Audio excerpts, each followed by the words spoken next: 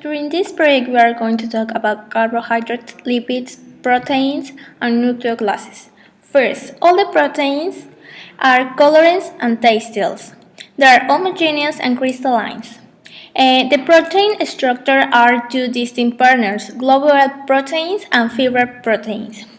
The second one are the chemical characteristics. First, proteins are for all organisms and are constituted from the same 20 different amino acids. Each amino acid comprises amino group, a carboxyl group, a hydrogen atom, and a specific R group bound to a carbon atom called the A carbon. And proteins, when reactions with alcohols, yield it corresponding esters, and this process is known as esterification. Okay, I want to talk about lipids.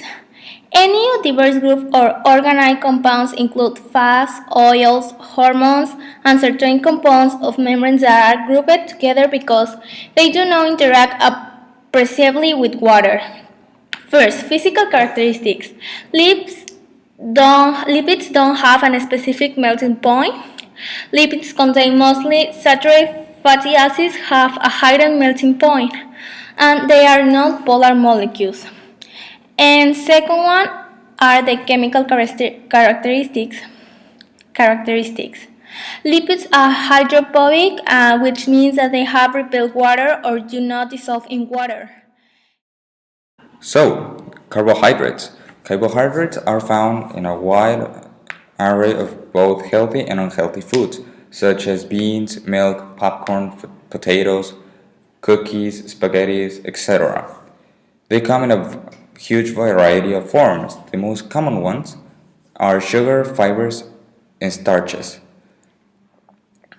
In its simplest form, a carbohydrate is a chain of sugar molecules called monosaccharides. When these simple sugars are combined, you get disaccharides, oligosaccharides, and polysaccharides. So now nucleic acids. Nucleic acids are pretty important for life due to the fact that they carry genetic information from generation to generation. Nucleic acid can come in two forms, DNA or RNA, in which DNA is a double-stranded form and the RNA is a single-stranded form. So our physical properties for nucleic acid are RNA is composed of a ribose, sugar, and phosphate, and the DNA is composed of a deoxyribose, sugar, and phosphate. Now, the important thing here is that the strands of DNA are connected with hydrogen bonds, most likely double bonds, but can also come in triple bonds. And the chemical attributes could be that nucleic acids have a nitrogen basis. To maintain a healthy life, you need to follow a balanced diet that includes carbohydrates, lipids, and proteins. Carbohydrates are important since they supply energy. The main sources for carbs in our diet are potatoes, pasta, rice, and bread. It is recommended that a third of your diet should be made up of these foods, and another third of fruit and vegetables, which are also considered carbohydrates. Proteins are also needed in our lives since they are the chief tissue builder and part of every cell in the body. They are necessary since they contain amino acids. We can find proteins in whole eggs, milk, soybeans, meats, vegetables, and grains. The guideline from the Institute of Medicine recommends that we eat 10 to 30% of our daily calories from protein. Last but not least, our body needs lipids to form a protective cushion and heat insulation around vital organs, carry fat-soluble vitamins, and provide storage for energy. We found lipids in fish oils, vegetable oils, or fats. Recommended daily calories intakes are 2,700 for men and 2,200 for women. The dairy diets vary around the world. For example, according to National Geographic, in a general scale, the world consumes 45% of their calories in grains. In Germany, 25%, and in Mexico, 43%. In sugar and fats, the world consumes 20%, Germany 26%, and Mexico also 26%. In meat, the world consumes 9%, Germany 12%, and Mexico 11%. In dairy and eggs, the world consumes 8%, Germany 19%, and Mexico 9%. Other foods in the world belong to 6%, in Germany 10%, and in Mexico 6%.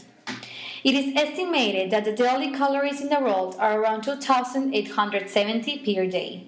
In Mexico, 2,021, in Germany, 3,539, and other countries such as UK are 3,413, Japan, 2,217, USA, 3,641, India, 2,458, Somalia, 1,695, Australia 3,267, and other countries as you can see in the table shown below.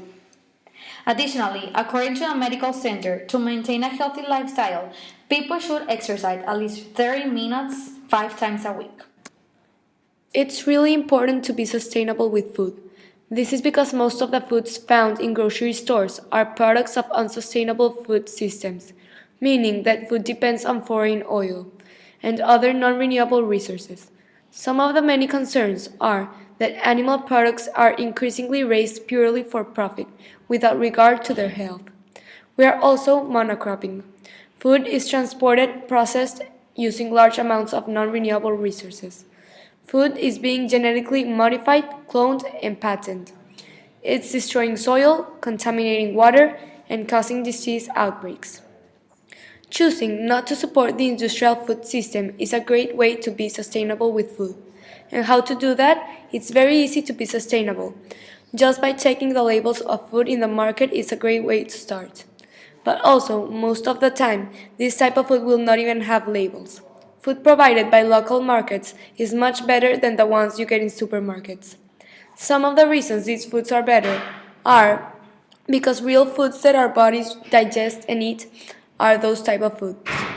Healthy for the soil, animals, and us. They do not harm the environment. They are humane for both workers and the animals. They provide a fair wage to farmers without the use of government subsidies, and they support the local economy instead of large corporations.